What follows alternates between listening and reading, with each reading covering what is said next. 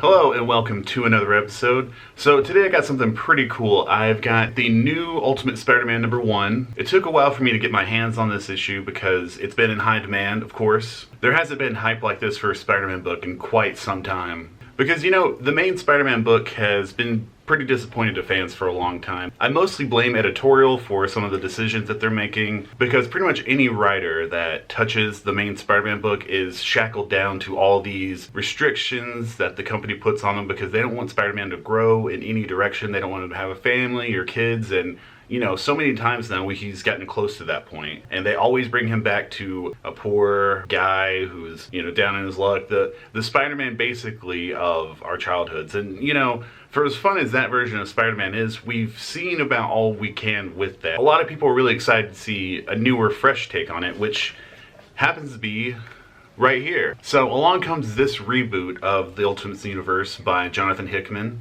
and with it an actual fresh Spider-Man take. So this time around, Peter never became Spider-Man, you know, in his high school days. He never got bit by a radioactive spider. He just grew up and had a regular family with MJ. And he didn't come across his spider powers until he was nearing his 30s, which, as a person of similar age, I appreciate. My superhero should always be older than me. But with that out of the way, how about we actually get into the issue and see if all that hype is worth it. So the first thing we get on page 1 is some setup about how this universe is coming together. So for those of you not familiar with the Ultimate Universe, it was originally launched in 2000 as a entire universe reboot, but just set on the side so that we could continue with the main universe while also having a fresh start for all new readers. Eventually that line ran its course and got canceled, and here we are 20 years after, but this time it's back and now it's been altered from that universe's evil Mr. Fantastic, who goes by the name The Maker now and has a head like a xenomorph. He went back in time and got rid of all of this Earth's superheroes, and Tony Stark was the only one to find out about his secret plans and the council that he devised around it, which resulted in them planning a massive attack on Manhattan, killing thousands of people, and of course, framing Iron Man for it, as he heads out to his normal job at the Daily Bugle, where we do actually get a familiar sight with Jonah Jameson yelling for Parker, except it's managing editor Ben Parker.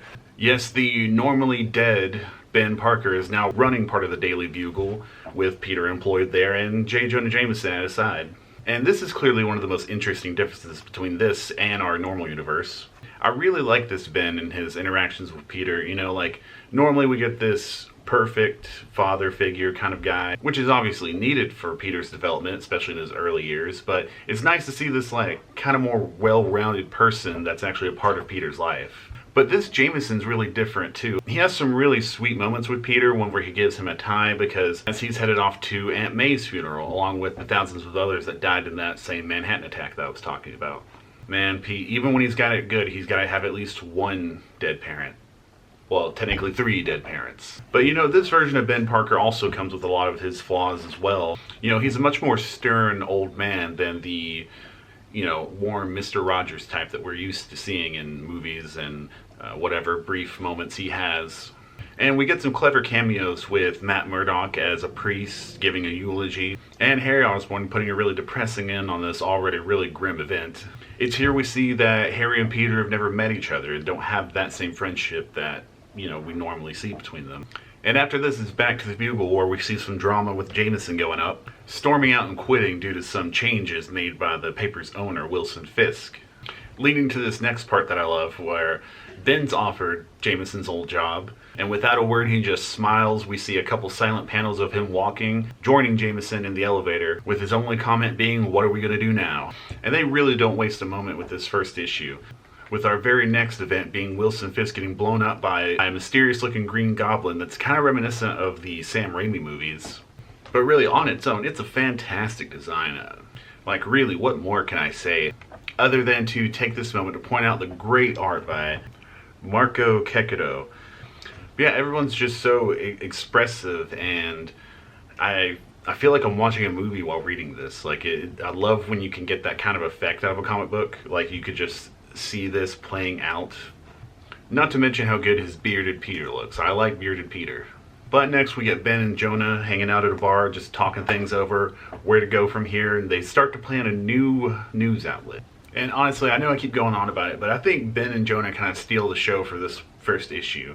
it's just their characterization, the way they're setting up this world and setting up this Peter, because these are the two men in his life that he models himself around the most. He looks up to both of them. So when he comes in to the bar to talk to them about all this, he's disappointed that he can't just follow in their footsteps. And, both of these two older guys, they understand. They know he's got a family to look after. Both of them are, at the end of their career. They can just kind of mess around and do what they want. They don't have any responsibility to anyone but themselves. And that's where Peter really comes out with something that's been weighing on him. That there was something he missed out on. That not that he regrets this life, but that he knows that there's a piece of him that was always missing.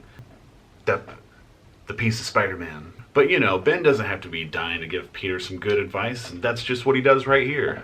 And while, yes, this Ben Parker is a bit stern, he is not too full of himself to not be able to tell Peter that he loves him, and that's what he does right out. And I just love this exchange between him and Pete.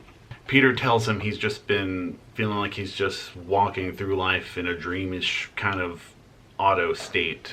And then Ben tells him about inaction, being in action, and not doing anything is a choice.